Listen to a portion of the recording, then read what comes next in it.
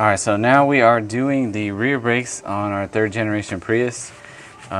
We started by disconnecting the 12-volt battery, and then it's going to be very similar to the front brakes with a couple minor differences. But so we got our car jacked up. We're going to remove the caliper, which is held with these two 14mm bolts. So we'll use our ratchet to break those loose.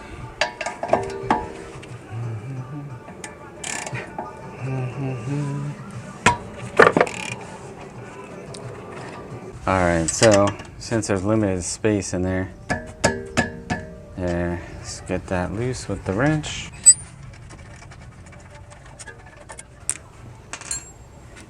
Alright, then, it does help to have your parking brake released.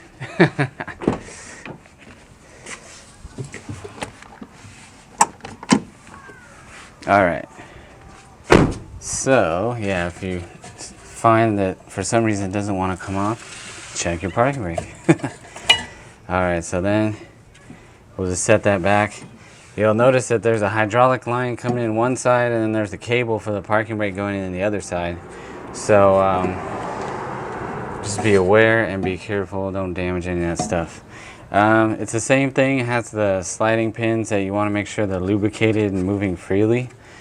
The hardware is a little different. You got some springs in addition to the fit kit and the shims. I don't know. Do we need to grease those? But yeah, so we'll check everything, make sure that it gets all lubed up properly. And let's see. So to get the pads out, you guys got to take these little springs off. Oh, and watch out for your shims. Those might want to fall off too. The brake pads, as you can see, are super small. So we'll set those down. On these, just take note of which pad is which as well. Looks like as far as the shims go, yeah, see, they're different. So you got the smaller shims that go on the inside pad that also have the little sensor or feeler or whatever you call that. And so yeah, you got your inner pad and your outer pad. Make sure everything is coordinated and in the right place. And then also you got your fit kit pieces.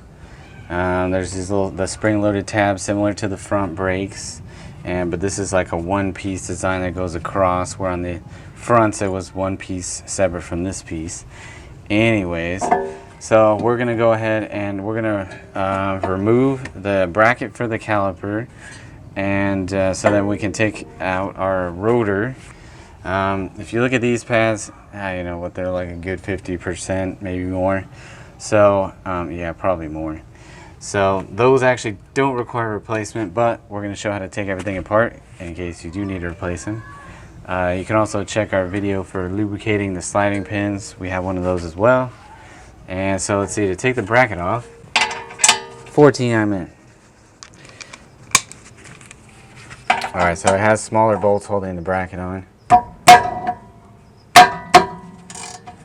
They are on there pretty tight.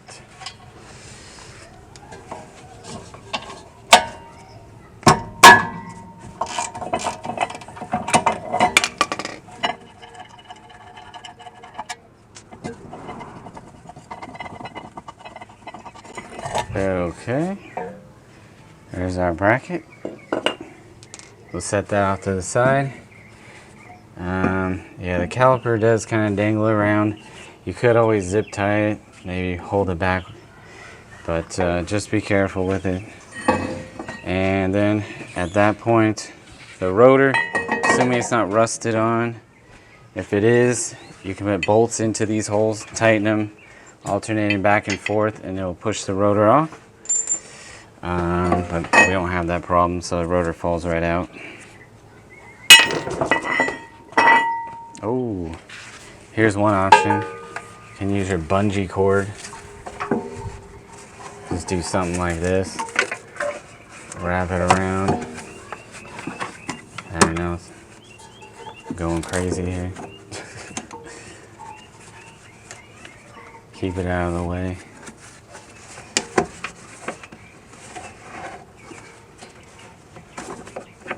There you go. So you can do something like that to hold your caliper out of place. The caliper doesn't weigh much, so it doesn't put a lot of stress on the brake line, but still definitely want to be cautious and not damage it. Alright, so we got everything taken apart, and this is the point where we reassemble. Oh, and we're going to show what you got to do to compress the piston into the caliper. Alright, so the next part, I don't know, I guess this is a little bit of trial and error and experimentation, but so we're going to push the piston back into the caliper, which, because this is the parking brake type of caliper with the threaded piston, you got to use a tool. We got the little cube type to crank the piston in. You actually got to rotate it to get it to thread back into the caliper. So what I did, because it's kind of difficult to put pressure on it and get it to turn without slipping, without the tool slipping out of place, I put the caliper mounting bracket back up onto the car, and then I put the caliper in here, and then just basically on this tool is like this little four-sided piece that seems to work best. So once you position the tool in there, you'll be able to see it rotate, and just kind of by supporting it in the back, then I can press. Oops, see, it likes to slip out.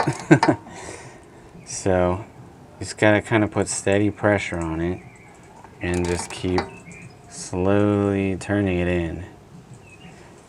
It's definitely more of a pain than just pressing it in like the front brakes. Oops. So be careful. Yeah. So yeah, you just gotta keep doing this until it's pressed in. And then that way you have your piston pushed in, so you have room for new brake pads, which are going to be thicker than the old worn out brake pads. So once you have your piston pressed in, then I'm just going to take this back out because we got to get our rotor back in there. Alright, so we're going to put our rotor in place. And you can use a lug nut to hold it straight, hold it into position.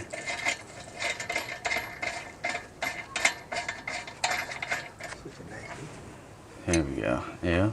Alright, then we'll get the bracket into place. So, oops. Make sure it's. There we go.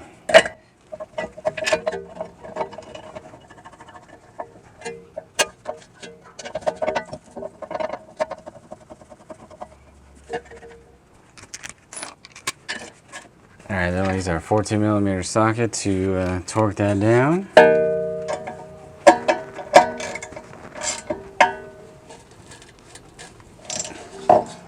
Okay, then we gotta do our brake pads, and then of course you want to remember to put the inner pad in its spot and the outer pad. Oh, and the other thing we didn't mention is you want to have one of these. See how there's, can you see that? Yeah. See how there's 4 openings basically in the piston? You want to have one of the openings facing directly down. So this actually isn't ready to go back in because you can see in the back of the brake pads there's like a little peg sticking out. And you want to have the peg lined up with the piston. Otherwise, yeah, things aren't going to seat properly. So, just going to crank on this just a little more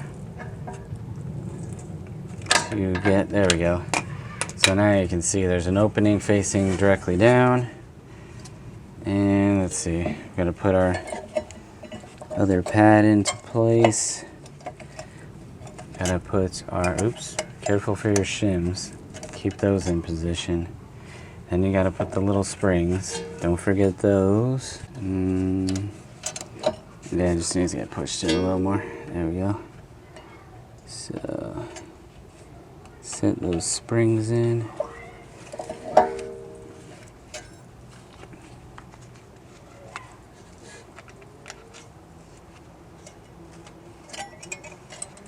Ooh, that shim likes to fall off. Careful of those shims.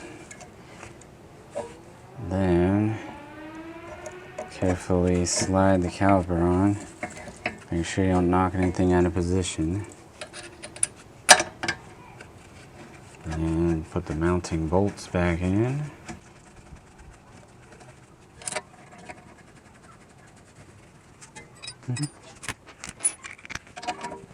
Alright, then torque these down.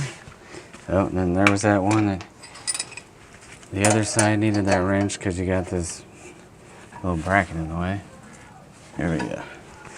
Alright, so now we're just pumping the brakes to make sure that they're making contact. Well, I should say pumping to make sure the caliper is pressing on the brake pad.